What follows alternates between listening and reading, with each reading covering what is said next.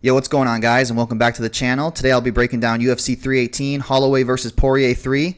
And yeah, we absolutely killed it last week. We hit on every single parlay we gave out except for one. And yeah, we're going to be looking to replicate that same success here and hopefully also get that clean sweep. But unfortunately, from a fan perspective, this card is kind of mid, and I can't imagine why anyone would pay $80 for this glorified Apex card, so I would definitely recommend finding different methods for viewing this if you catch my drift. But in terms of the betting side, I do see a lot of spots to cash in as usual, so if you're someone who enjoys making free money, make sure you subscribe to the channel, smash that like button, leave a comment, and tap the notification bell so you never miss a video. And yeah, let's just jump right into this, boys.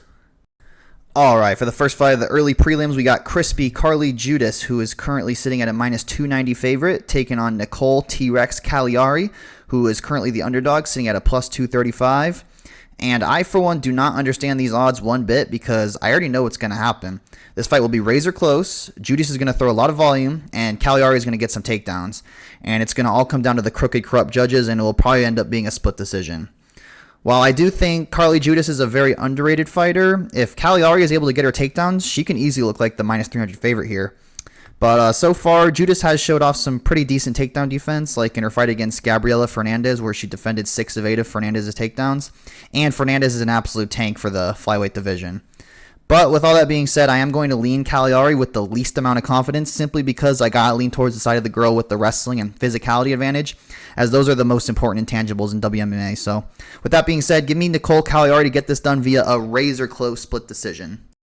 Alright, moving on to the second early prelim, we got Bruno the Hulk Ferreira, who is currently a minus 700 favorite, taking on Jackson the Moose McVeigh, who is currently sitting at a plus 450 underdog. So Jackson McVeigh was originally slated to take on John Jones's protege and Cedricus Dumbass, but unfortunately he was trapped inside of a dog crate and could not make it to the fight. So they then gave him a short notice replacement bout against Chris Ewert, who originally had been scheduled to fight on the Contender Series, but then that fight got scrapped because Ewert came in looking like Kelvin Gastelum after Taco Tuesday. So suffice to say, McVeigh has been hungry to get his UFC debut, but the UFC isn't really doing him any favors with this matchmaking by giving him an absolute tank in Bruno Ferreira. And the thing is, I actually think McVeigh is quite good, and he has a very good frame, standing at 6'4" and with a 77-inch reach, so he's going to have a 5-inch height advantage over Ferreira. But the thing about McVeigh is I don't think he cuts any weight to make middleweight. He's consistently coming in at 184 or even 183 pounds, and that's something we've seen a lot from another fighter on this card, and Kevin Holland, where whenever he fights at middleweight, he's coming in below the 185 mark because he's practically cutting no weight, which obviously does have its advantages, but there's also downsides that come with it, namely in the physicality department, and that's where I think Bruno will be able to take over in this fight by just landing the much harder shots, and if he needs to, he can get the wrestling going like he showed off in his last fight, where honestly, he looked career best in my opinion. And I see that trend continuing going forward. Bruno is someone I've always been high on despite being undersized for the division. But if you look at his losses, I would honestly chalk the Ruzaboyev loss up as a fluke, as it wasn't even the punch that knocked him out. It was rather him hitting his head on the canvas. And then he lost against Abus Magomedov, but Abus is someone who I think is criminally underrated in the division and who is also drastically improving each fight. And also, not to mention, Abus is absolutely giant for the division. He isn't a skinny fat Jackson McVeigh, so ultimately I see Bruno Ferreira probably finding a finish probably in the second round if I had to guess, because McVeigh is untested in those rounds as he's never been out of the first. But I do see value on McVeigh as a dog, but because these odds are ridiculously wide. But as for the official pick, give me Bruno Ferreira by knockout. Alright, next up on the early prelims, we got Ryan Superman Spann, who is currently sitting at a minus 230 favorite, taking on Lucas the Bull Brzeski, who is currently a plus 190 underdog. And yeah, on no planet can you trust Ryan Spann at minus 230. And honestly, you really just can't trust Ryan Spann, period. Like, this is a guy who I truly believe could be a consistent top 10 level fighter in either heavyweight or light heavyweight, but he just simply does not take his career seriously. And I don't know what's going on behind the scenes. I know he stated in the past that he doesn't do any tape study of his opponents, which I absolutely hate. And I remember after one of his wins, he stated that he only recently started training, which just doesn't make any sense whatsoever. So I don't know if he was just trolling there or what, but I just don't think he has a very high fight IQ. But with all that being said, he should absolutely go out there and beat Lucas Brzeski, who is probably the slowest heavyweight on the roster. I mean, Spann can land a 1-2 before Brzeski can even land one jab. Like, the speed difference is just astronomical. And the way I see it, is Spann will have the advantage in essentially every single category. The only issue with betting Spann in a minus 230 is his inconsistency and all the intangibles such as intelligence and competitive edge and whatnot. And to be fair to Brzeski, he's only fought relatively good competition. I mean, in his first fight in the UFC, he fought Martin Buday and had a razor-close fight with him that you could have arguably given to Brzeski. And then he fought Carl Williams and essentially just got out-grappled. And then he gets knocked out in the first round by Waldo Cortez Acosta, who also knocked out Spann, but Spann was much more competitive than Brzeski was. And then he picks up an absolutely legendary win against a debuting Walter Walker. And although I thought you could argue that the fight could have gone to Walker, and also Walker just didn't look himself that fight. And then after that, he gets knocked out by Mick Parkin, which isn't a terrible loss on paper, but Mick Parkin has essentially no power and isn't knocking anyone out. And then finally, most recently, he lost to Kenny Nzechukwu, who I see as a very similar matchup as Spann. And I actually see Spann as just a much more dangerous version of Nzechukwu. But at the end of the day, it just comes down to this. When Brzeski was fighting on the regionals back in Poland, it was very obvious that he was on more juice than Tropicana, and he was just still out there crushing tomato cans. And then immediately after his first contender series fight, lo and behold, he gets popped. So it's obvious that we've witnessed so far a Brzeski in the UFC that's been off cycle. So with this one, I'm going to have to pick Spann and take him inside the distance. But be forewarned, if you plan on betting Spann, I urge you to wait until weigh-in so you can get a better picture of just how dialed Spann was during the camp. If he comes in with a muffin top like he did against Cortez Acosta, I'd say hold off on your bet. But if he looks like he's been taking his strength and conditioning seriously, then I'd say it's somewhat of a decent parlay piece. But as for my official prediction, I got to take Spann to win for him to get it done inside the distance. Probably a knockout, as Brzeski has seemed to be kind of chinny. Okay, moving on to the fourth fight of the early prelims, we got Jimmy the Brute Crute, who's currently the favorite, sitting about a minus 275, taking on Marcin Khalil's daddy, Prochnio, who is the dog, sitting about a plus 225 favorite. And yeah, this is a fight Jimmy Crute should easily win if he comes out with the right game plan. But man, I'd be remiss if I didn't mention the fact that Jimmy Crute hasn't gotten a win in almost 5 years. And although I've never been all that high on Crute, I can still appreciate his skill set as he is somewhat well-rounded. But he does prefer the grappling, and I kind of see him as like a light heavyweight Brendan Allen, who we'll be discussing later this video. But Allen is much more technical on the feet, while Crute is more of, well, he's a brute, as the nickname entails. He's going to look to land big power shots, clinch up, and then land uppercuts and knees on you. And for that reason, I think Prochnio is a rather favorable matchup for him. But the only issue is, and honestly it's the same exact issue as Spann's fight, although to a lesser extent, and that's the fight IQ and motivation. Keep in mind, this is a guy who had recently retired and is currently on a UFC comeback, which isn't really something you want to see from someone who isn't even 30 years old yet. But from what I've seen so far, his head does seem to be in the right place. And I do expect Crute to implement the grappling early and often. And even on the feet, I anticipate Crute to land some big shots on Prochnio, who doesn't necessarily have the best chin. I mean, if you're in the need for a good laugh, just watch Prochnio's fight with Sam Alvey. That has to probably be the funniest knockout we've ever seen outside of Johnny Walker, and he even gives Walker a run for his money on that one. But all in all, not really a fight that I'm chomping at the bit to wager on, but I do still see Crute as a relatively safe parlay piece, so as for the official pick, give me Crute to win this one via submission. Alright, moving on to the feature early prelim, we got Adam Fugit, who is currently the dog at plus 425, taking on Islam the Ripper Dulatov, who is currently the favorite, sitting at a minus 650. And guys, Dulatov is the easiest bet on this card. On no planet does he lose this fight. And at minus 650, that is honestly a bargain. I think Dulatov should be at minimum a 10-1 favorite or even wider, similar to how Fatima Klein was last week. And I feel the same way about this pick as I did about Klein last week. On no planet does Dulatov lose this fight. Fugit has quite literally a 0% chance of winning this, so go ahead and bet the chalk on Dulatov because this dude is winning, and it's going to come by way of a finish. I want to say knockout, but ever since last week where Petrino didn't get the knockout, which I essentially thought was a lock, I'm now hesitant to go out there and say confidently that Dulatov will get the knockout when he very well could sub him up, as Dulatov is very well-rounded, and I see him having an astronomical advantage over Fugit wherever this fight goes. And guys, don't overcomplicate things. If you see a fighter named Islam, just pick him. And if I'm being honest, I'm so astronomically high on Dulatov, I would pick him to beat most guys in the welterweight division's top 10. So, yeah, suffice to say, I'm going to pick him to beat a journeyman in Adam Fugit, and I'm being very generous to even refer to him as such. So, give me Islam Dulatov to win inside the distance.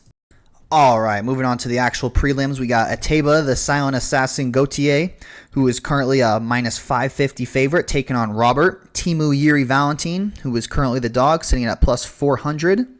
And look, I know I said in last week's betting recap, that you should all go and watch, by the way, Fire Vid, that, that I'm going to be more apprehensive about saying certain props are locks. But I mean, come on. I'm 98% sure Ateba is going to have this goofball sleeping on the canvas. Gauthier just hits with different power. I mean, this guy knocked out Jesse the Blob Medina, for crying out loud. If you're knocking out a Bolivian or a Peruvian or an Ecuadorian, that just means you have different power, because that part of the world produces fighters with the best chins. It just simply does. And Gauthier is Cameroonian, and we all know that there's just something in the water over there that causes them to become absolute freaks of nature. I mean, just look at this guy. He's literally got muscles on top of his muscles.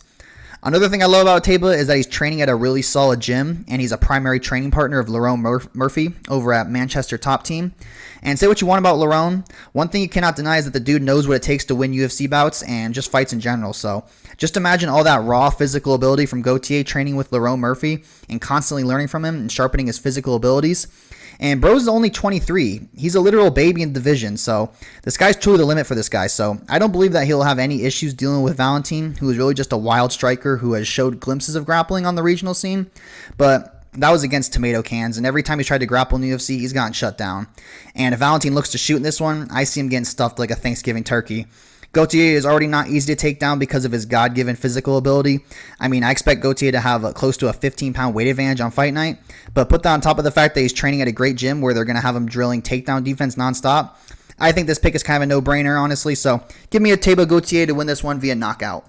All right, moving up the prelims, we got Francisco the Minecraft Villager Prado, who is the favorite, sitting at a minus 145, taking on Nikolai Veretinikov, who is the dog, sitting at a plus 120. And when I saw this matchup, I was absolutely shocked, because what are you doing, Francisco Prado? Was it not obvious from your last fight that you are not a welterweight when you were getting effortlessly touched up at range by Jake Matthews? What about the fight before that? Was it not obvious that you aren't even a lightweight either when you got absolutely schooled at range by Daniel Zellhuber for 3 rounds? Or what about when you got pieced up and out-grappled by the chinless marauder Jamie Malarkey?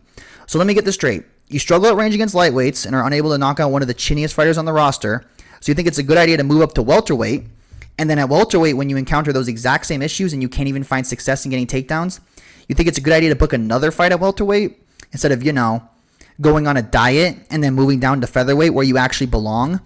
So in case it wasn't painstakingly obvious, I'm taking the dog in this one, and I believe the odds are way off.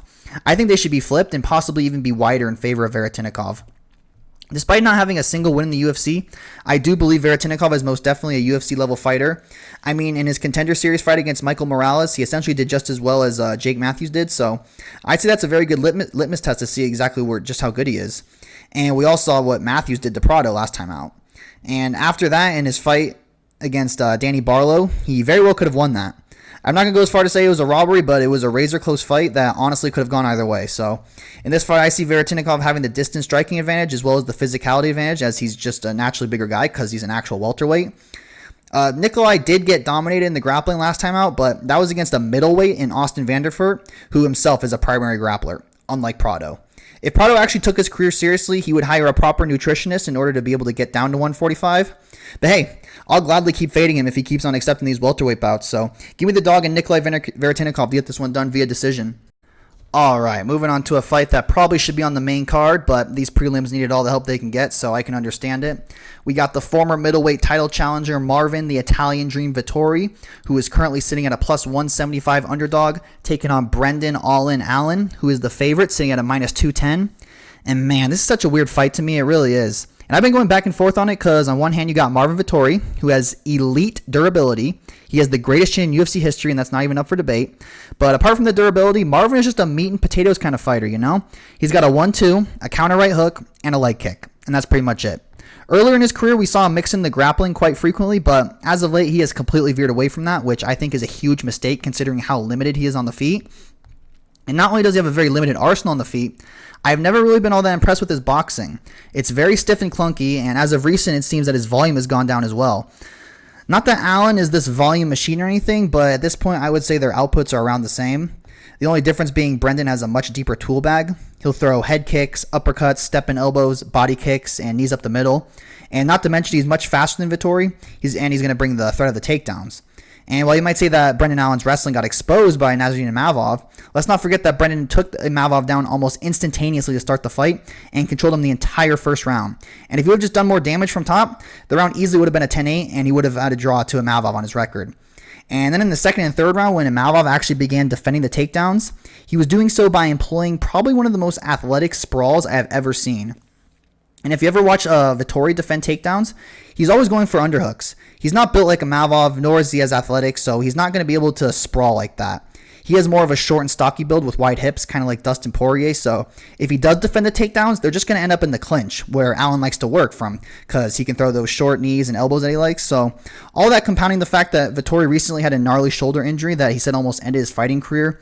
And when he first made his return from said injury against Roman Dolidze, he obviously regressed as he lost to Roman. And this was a rematch where Marvin actually won the first time out. And speaking of regressing, Allen is constantly showing signs of progressing, like when he rematched Chris Curtis. This performance clearly demonstrated obvious signs of improvement from Allen because he won the second fight, albeit a razor-close decision that could have gone either way, but that clearly shows he's getting better because he got chinned the first time they fought. And he showed improvements in wrestling because he was actually able to take Chris down in the rematch. Another rematch you can look at to see Allen's improvements are his fights with Fluffy Hernandez, where in the first fight he essentially got dominated in the grappling the entire fight, while in the rematch Allen actually went out there and won the first round. It was extremely close to winning the fight if just one more scramble when he was winning the third round. And personally, I don't see the Marvin Vettori of today having a close fight or even winning a round off of Fluffy Hernandez. I would confidently pick Hernandez to dominate Vettori, and the same with Imavov. Oh, and how could I possibly forget that this fight in itself is a rematch from their first fight that happened at the blackjack tables? And from what I saw using the judging criteria, Allen clearly won that. I don't even think Vettori threw a punch. He was just absorbing everything that came his way like he always does. So, with all that being said, I have to pick Brendan Allen to win this. Although I can see it playing out relatively close, but we are in Allen's backyard, so the crowd will be pulling for him heavily. And that does sway the judge's mind when they are judging the fights. It's unfortunate, but it's true. So, with all that being said, I'm going to be taking Brendan Allen to win this one via unanimous decision. All right, moving on to the featured prelim of the evening, we got Kyler the Matrix Phillips, who is currently a plus 130 underdog, taking on Vinicius Lokdog Oliveira, who is the favorite, sitting at a minus 155. And yeah, guys, I see this is probably the closest fight on the card. Maybe the main event or the women's fight might take the cake on that, but I see this one playing out very closely. And I can actually see this fight being a split decision where Kyler wins the first round, Vinicius wins the third round, and all coming down to who took the second. And I think I have to go with Vinicius here, man. I'm incredibly high on Vinicius, and I just think he has that dog in him, as his nickname would imply. And I just think this is a very similar matchup as his last fight, where he's going to be fighting a rangy, dynamic striker who can also wrestle. The only difference being I actually see this as an easier matchup for Vinicius, as he's in no danger of being finished because Kyler isn't finishing anyone. He doesn't have a submission game, and he has pillow hands. And once this fight leaves the first round is when I really see Vinicius taking over, as Kyler is a known gasser, and he can get broken when guys put a pace on him. And in his last fight against Rob Font was just embarrassing, man. If you're a legit prospect in 2025, you're beating old man Font. And I get it. Font still has some left in the tank at his old age. I get it. But the optics of that fight were absolutely terrible. I mean, you're gassing out after one round and don't have the ability to hold down an old man Rob Font who literally has no grappling. Personally, I think Vinicius would dominate Rob Font pillar to post and make it look easy. So, despite the fact that I do see this fight playing out closely, I gotta take Lokdog here because he's just as well-rounded and dynamic as Phillips, but he has much better cardio and a much higher finishing potential. So, for this one, give me Vinicius Oliveira to win this via either a unanimous decision or a split decision. And guys, if you made it this far in the video, make sure you like, comment, subscribe, and hit the notification bell because that really goes a long way in boosting this video in the algorithm. Alright, moving on to the main card opener, we got Michael the Menace Johnson, who is sitting at a plus 425 underdog, taking on Daniel Golden Boy Zellhuber, who is sitting at a minus 650 favorite. And yeah, boys, Michael Johnson on a main card in Big 2025 is interesting to say the least. But yeah, I just think this is a terrible matchup for Unk. I really only see MJ being the bottom of the barrel guys, and Zellhuber definitely does not fall into that category.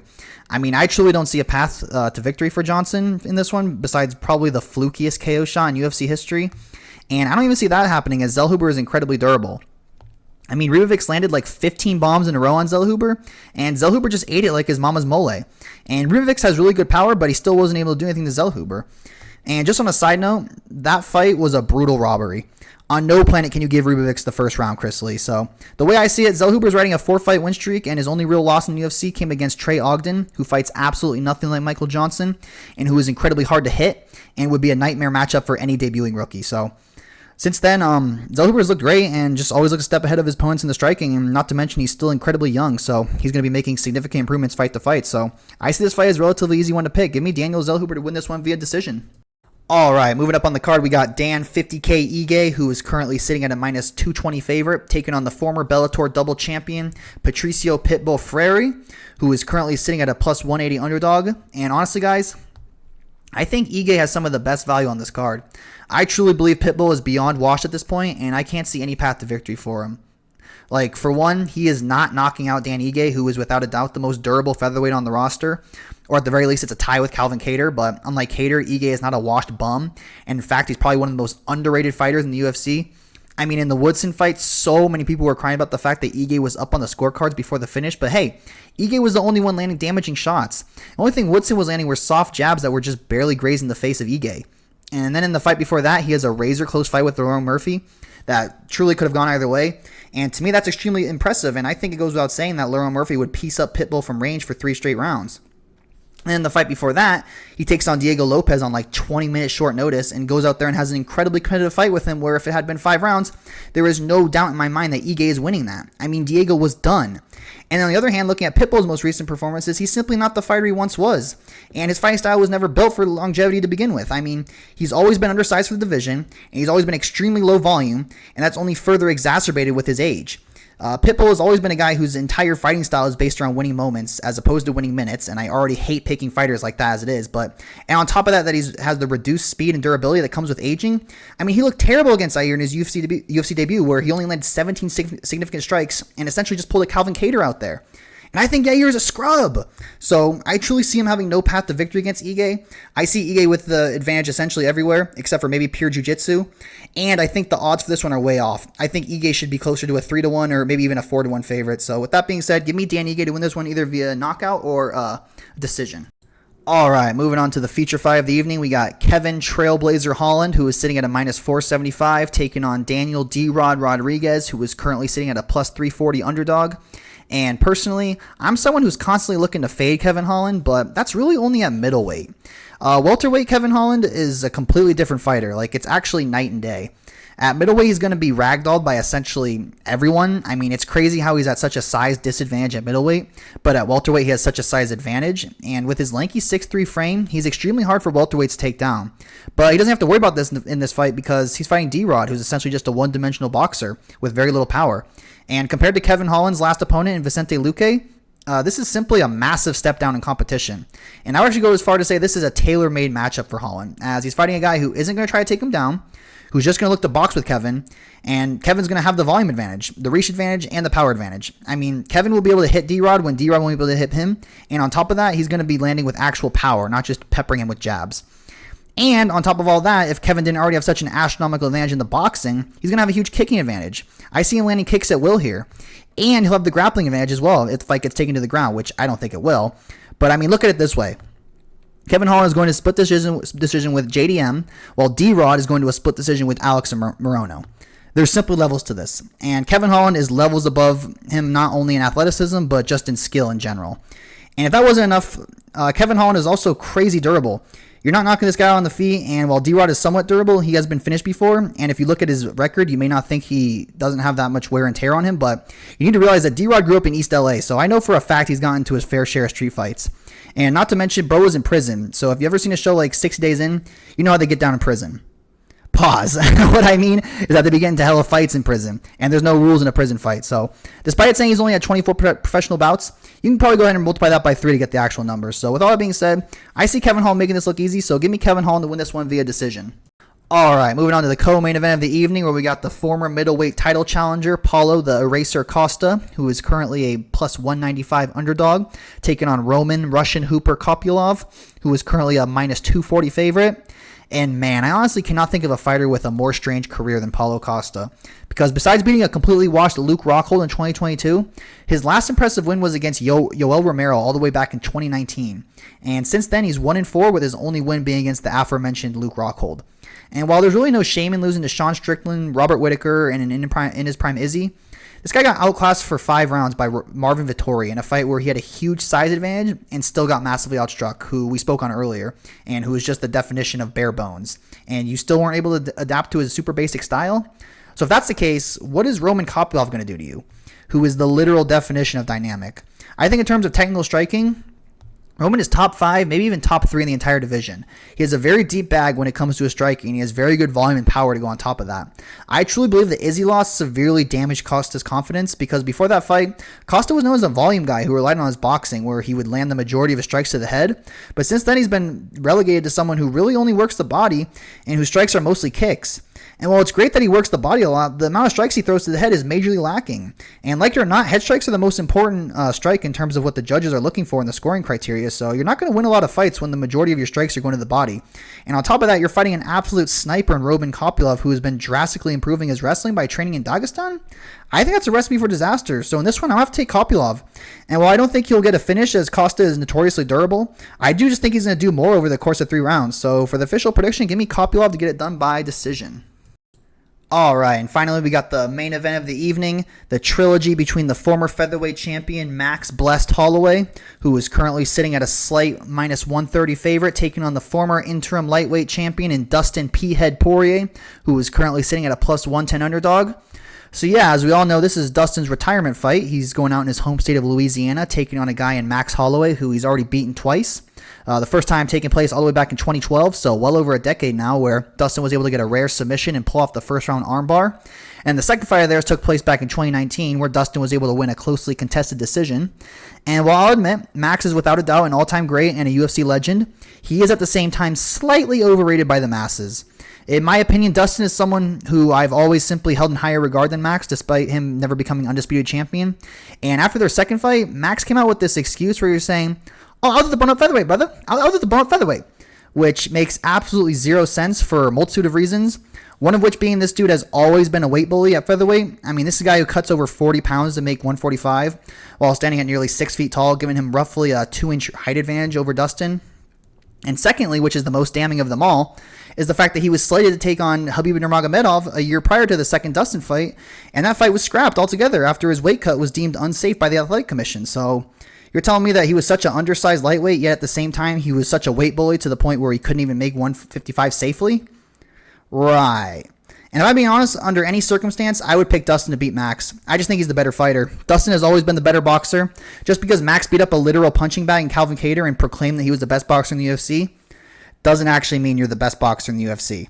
And despite this being Dustin's retirement fight, which does concern me a bit because fighters rarely win their retirement fights, I believe Dustin has still got it and isn't even that far removed from his prime, if at all. I mean, honestly, as of late, he's looked career best. In his last fight out against the best fighter in the UFC and arguable GOAT of the sport, Islam Makhachev, he gave Islam his hardest fight in recent memory, and in my opinion, still looked like a top 10 fighter. And if you look at the matchup, I don't really see what changes from the second fight out unless Dustin has just fallen off a cliff all of a sudden, which I highly doubt. So really, the way I see it, Dustin is simply has Max's number, and they could fight again when they're 50 years old, and I would still pick Dustin to get it done. So yeah, give me the dog here. Give me Dustin Poirier to win this by decision. All right, boys, that'll do it for my full card predictions of UFC 318, Poirier versus Holloway 3. And stay tuned as I'll have the full betting breakdown dropping later this week. And if you haven't already, make sure you subscribe, smash the like button, leave a comment, and tap the notification bell so you never miss an upload. And I'll see you guys next time.